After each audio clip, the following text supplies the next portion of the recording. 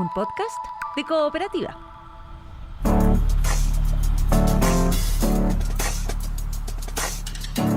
En Cooperativa estamos en Washington, en el corazón político estadounidense, a puertas de una elección histórica donde se enfrentan dos proyectos políticos y sociales muy diferentes para Estados Unidos. Y aquí nos acompaña el embajador de Chile en Estados Unidos, Juan Gabriel Valdés, de amplia experiencia diplomática y siguiendo también con atención, imagino, embajador, el desarrollo de este proceso electoral. Bienvenido a Radio Cooperativa. Muchas gracias. Por supuesto, estamos con una gran atención sobre lo que ocurre, interesados en ver cómo se desarrolla este proceso. No es el primero que me toca ver. Estaba aquí de embajador cuando ocurrió el triunfo del presidente Trump contra la Hillary Clinton, exsecretaria de Estado. Pero yo diría que la introducción a esta pregunta es correcta. O sea, efectivamente esta elección ha levantado un nivel de interés internacional todavía mucho mayor que el anterior. Embajador, usted tiene una vasta carrera, conoce bien momentos muy álgidos de la política estadounidense y del mundo en general, el mundo de la Guerra Fría. Usted lo vivió, usted fue testigo y participó en ese mundo. Hoy se plantea que estamos en una especie de Guerra Fría también y que en Estados Unidos se viven niveles de polarización política, incluso se dice de tribalismo ya, que son muy marcados y muy inusuales. ¿Cómo observa usted el momento que estamos viviendo en lo histórico, desde el punto de vista de la política mundial y desde la perspectiva de Estados Unidos, de quién está en Estados Unidos en este momento? Bueno, yo creo que hay un cuadro extraordinariamente delicado internacional hoy día. Está la guerra en el Medio Oriente, que es una guerra que ha superado por lejos las normas del derecho internacional y por lo tanto abre un cuadro de inesperada, de incertidumbre respecto de dónde va el mundo. Está la guerra de Ucrania, en la cual también Rusia ha violado el derecho internacional de una manera evidente. Y por lo tanto, lo que pase aquí en esta elección, desde el punto de vista de los quienes se ven afectados por esos conflictos, va a ser muy determinante. Creo que pocas personas pueden estar siguiendo esta elección de una manera más atenta que el señor Netanyahu o el señor Putin. Desde el punto de vista de América Latina, la situación es distinta por cuanto no está en la prioridad de los conflictos. No hay conflictos que lleven a pensar que las dos partes van a tener una prioridad en observar la región. Hay viejas historias de polémicas de Estados Unidos en la región, está el tema de Cuba, está el tema de Venezuela, que naturalmente es interesante ver cómo van a reaccionar. Pero no me podría guiar yo por los programas, porque efectivamente los programas no mencionan a América Latina en ninguna parte. Entonces no hay algo que a uno le permita predecir. Lo que sí es claro es de que nosotros como Chile, como país, tenemos una relación muy estable con Estados Unidos. La hemos tenido durante el presidente Obama, la hemos tenido durante el presidente Trump, la hemos tenido durante el presidente Biden y la queremos seguir teniendo con el próximo presidente, cualquiera sea. Naturalmente que nosotros somos un país que piensa muy parecido en términos internacionales a Estados Unidos, no necesariamente en todas las cosas, porque no hemos estado de acuerdo con respecto al tema, por ejemplo, de la visión del Medio Oriente, pero sí tenemos un acuerdo de libre comercio, tenemos un acuerdo ahora de doble tributación, con lo cual hay mayor atracción para la inversión norteamericana, y la inversión norteamericana se ha multiplicado y el interés de los americanos por la transformación de su matriz energética y lo que tiene que ver con el litio y tiene que ver con los metales estratégico que tiene Chile es muy importante, así que creo de que la relación no va a variar. No creo que nosotros veamos aquí una situación de cambio que nos afecte. Lo que sí veo es que en el mundo hay lugares específicos donde esta elección puede ser muy determinante y el principal diría yo que es Europa y la relación que pueda tener el próximo gobierno con la OTAN o la preocupación que el próximo gobierno tenga con la actitud de Rusia frente a sus vecinos. Claro, y esos son cuestiones que tienen efectos importantes en Latinoamérica en términos de la economía y de los distintos efectos que eso genera. Embajador, hay proyectos específicos que además usted ha seguido con mucha atención, por ejemplo, la desclasificación de los documentos que todavía la CIA tiene sobre Chile. Me gustaría preguntarle, e imagino que eso es independiente del mandatario que esté a cargo, ¿cuáles son los próximos pasos dentro de esa que es una demanda, un anhelo de Chile por conocer más respecto al rol de Estados Unidos en relación al país? Bueno, nosotros tenemos desde que yo estuve aquí la otra vez bajo la presidencia de Michelle Bachelet, nos entregaron toda la documentación que tenía que ver con el asesinato del ex canciller Orlando Letelier, y durante el periodo actual hemos conseguido más documentación respecto de tanto de la CIA como del FBI como del Departamento de Estado, pero nosotros tenemos perfectamente identificados los documentos que faltan. Por lo tanto, hemos insistido en esos documentos y esperamos que haya una reacción. Hay dificultad, porque naturalmente es más difícil encontrar documentos en algunas partes, como el Departamento de Justicia, por ejemplo, que en el FBI o en la CIA, según me explican.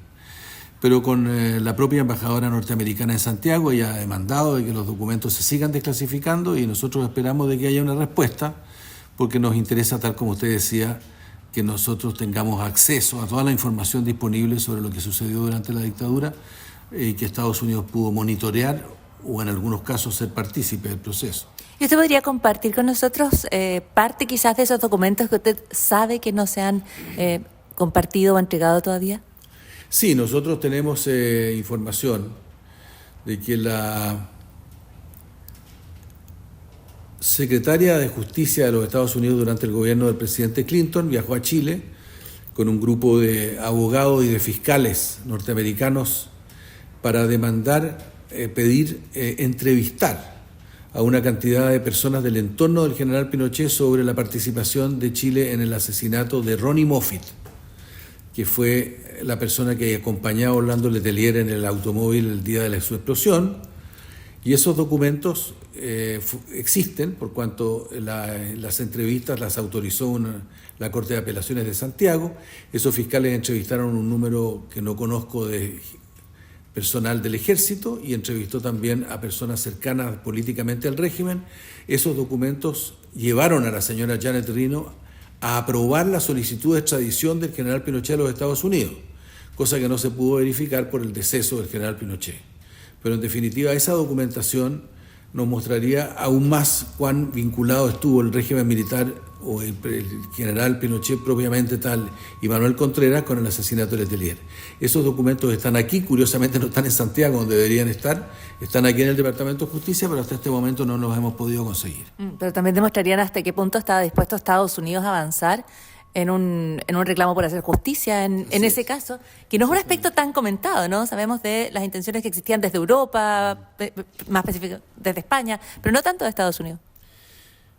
Claro que sí, yo creo que Estados Unidos ha colaborado abiertamente con nuestra petición de entregar documentación y eso muestra de parte de Estados Unidos una visión de lo que sucedió entonces en la cual él tuvo participación, ese país tuvo participación, más allá de muchas demandas que han habido para que hayan perdones o algún tipo de actitud de contrición, digamos, frente a lo que ocurrió. Yo creo que es muy expresivo el hecho de que Estados Unidos, particularmente del presidente Clinton en adelante, haya decidido liberar esta cantidad de documentación porque es insólita. Yo he hablado con otros países de América Latina que están pidiendo lo mismo y les ha costado muchísimo más. En el caso de Chile ha habido una apertura especial de buena voluntad de parte del gobierno norteamericano para entregarnos la documentación y nosotros le agradecemos. Embajador, solo tengo un par de preguntas más. Una de ellas tiene que ver con la conversación en el presente, que ha estado enfocada en términos de Estados Unidos y Chile, en cuestiones bien, podríamos decir, cotidianas, ¿no? Respecto a la visa waiver, por ejemplo, ¿no? Y cómo ese programa depende de cuánto se hiciera en Chile para poder tener mayor control respecto a las personas que eventualmente viajaran a Estados Unidos para cometer delitos, como se estaba acreditando aquí en Estados Unidos con algunos grupos muy específicos de personas. Da la impresión de que esa conversación ha bajado de tono, han disminuido esos delitos que reportaba la embajadora, y lo decía en una entrevista en Cooperativa. ¿Está más firme el compromiso del visa waiver, con mejor pronóstico del que se vio en algún momento? A ver, yo tengo la idea de que primero que todo tengo que informar, si ustedes quieren, que nosotros hemos recibido de parte de Homeland Security, que es la institución que se preocupa de este tema y que va siguiendo el desarrollo del proceso, que como bien dijo la embajadora Mijan alguna vez, no es un proceso que se detenga, continúa permanentemente siendo evaluado, porque naturalmente que las circunstancias cambian. Pero la evaluación que hace el Homeland Security del trabajo que hemos hecho es muy positiva. Nosotros hemos recibido palabras de encomio al Ministerio del Interior, a la PDI y a Carabineros por la manera como han trabajado con el FBI, con Homeland Security durante el último periodo. Hemos avanzado a un momento en el cual los computadores permiten determinar en el momento en que la persona solicita el visa waiver si esa persona está dentro de las personas que no deben entrar a Estados Unidos o hay simplemente un error de carácter fáctico que se puede corregir. Yo sé, porque lo he vivido personalmente, de que existen casos en los cuales no es comprensible el hecho de que se niegue el visa waiver, pero también sé de que hoy día hay una enorme cantidad de chilenos que siguen gozando de eso y que los casos en los cuales se producen errores siempre se pueden corregir con el apoyo de las autoridades consulares de ambos países. Pero yo estoy seguro de que en este cuadro nosotros hemos hecho el trabajo muy bien, así se nos ha dicho.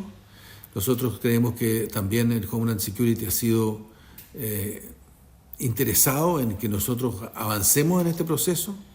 Yo siempre digo que esto es un asunto de conveniencia de ambos países. A Estados Unidos le importa de que haya un tipo de acuerdo como el de Chile que permita también regular de la misma manera a otros países, por ejemplo los países europeos que también tienen visa waiver. Por lo tanto, el ejercicio que han realizado con nosotros es útil para que el Homeland Security vuelva a modificar la forma como está trabajando el visa waiver con otros países, donde también el tema del turismo y el tema de los empresarios es muy importante, los viajes exploratorios, digamos. Entonces, creo que el visa waiver no hay ninguna razón para que se termine, no hemos recibido nada preocupante y naturalmente que lo que hemos hecho es estrechar el camino de tal manera de hacer lo más difícil posible que hayan delincuentes que viajen a Estados Unidos directamente a cometer delitos. No va a ser posible pararlo absolutamente, pero sí el riesgo que van a correr es cada vez mayor.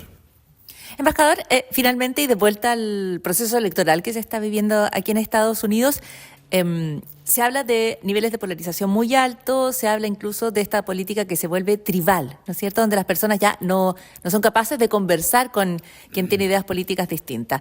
Y a propósito de lo que ocurrió en Chile en los 70, existe este libro bien famoso que habla, ¿no es cierto?, de una nación de enemigos, una nación de enemistad respecto a lo que ocurría en Chile con los niveles de polarización política. ¿Cómo evalúa usted la polarización aquí en Estados Unidos en el marco de lo que usted puede comentar como representante de Chile? ¿Siente que se empiezan a instalar las personas en bandos irreconciliables también aquí? Yo creo que para Estados Unidos y para Chile el tema de la democracia es muy importante. Los países tienen fallas y cometen errores, pero mantienen ciertos principios básicos que tratan de alcanzar. Hay gente que piensa que la democracia no existe cuando ocurren ciertas características, por ejemplo, como las actitudes que tiene Estados Unidos respecto a algunos países de América Latina en su historia. Bueno, eso es verdad. Han habido actitudes de prepotencia norteamericana respecto a América Latina históricamente, pero eso no significa que el ideal norteamericano de la participación del pueblo en la elección popular, de la separación de las instituciones, del respeto por el Poder Judicial y por el Poder Legislativo, constituyen hechos que no existen. Por supuesto que han existido, y desde ese punto de vista la democracia norteamericana ha sido un ejemplo que ha seguido muchos otros países en el mundo, porque no existía este proceso democrático antes de la Constitución de Estados Unidos. Por lo tanto, es muy importante para el mundo el fenómeno de reflejo que ha sido esta especie de esfuerzo permanente que los americanos llaman muchas veces el experimento. El experimento, en el sentido que están experimentando de cómo lograr que la sociedad esté aunada en torno a un proceso político que es el proceso mejor de todos los males que significa el Estado y la política, como decía Churchill. El efecto que tiene sobre el mundo ver a una sociedad norteamericana dividida y a un proceso político democrático puesto en cuestión es un efecto inevitable. O sea, que haya una crisis política en Estados Unidos tiene efectivamente efectos en cualquier parte del mundo. Y como el proceso democrático en el mundo está siendo cuestionado de una manera creciente, y eso se ve en Europa y se ve en otros países, donde los presidentes se eligen y después no quieren salir del poder y se reeligen, donde efectivamente se discute la manipulación del Poder Judicial al punto de que en definitiva el Poder Judicial pierde autonomía, donde los congresos son banalizados por un tipo de espectáculo que en definitiva les conduce a su desprestigio. Naturalmente que hay preocupación respecto de esos temas y hay una polarización política en el mundo entero que hay que evitar. ¿Cómo se evita? A lo mejor este mismo país da la lección de cómo se evita. Pero es evidente de que hoy día hay aquí una polarización mayor, Yo llevo, como ya he dicho, muchos años de conocimiento de esta sociedad. Esta es una sociedad que conozco bien y que he seguido su proceso político desde hace mucho. Y debo decirte que los niveles de polarización hoy día responden a fenómenos culturales, a fenómenos políticos y a fenómenos ideológicos que son muy consistentes y por lo tanto se confrontan de una manera muy radical. Y eso requiere de una sanación. El presidente Biden pensó que podía hacerlo, lo logró hasta cierto punto, pero es evidente que hoy día esta sociedad requiere también de una fórmula de trabajo político que permita que el país se mantenga unido.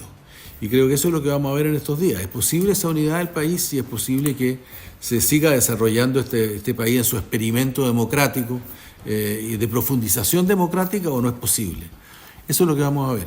Es una difícil prueba para el experimento, como le dicen acá y como le dice usted. Es una muy difícil prueba y creo que estamos todos atentos a lo que va a ocurrir, como digo, algunos más que otros, algunos con una amenaza más directa a sus propios intereses, pero siento que todo el mundo está mirando hoy día a Washington. Muchísimas gracias, embajador Juan Gabriel Blattes, por la entrevista con Cooperativa.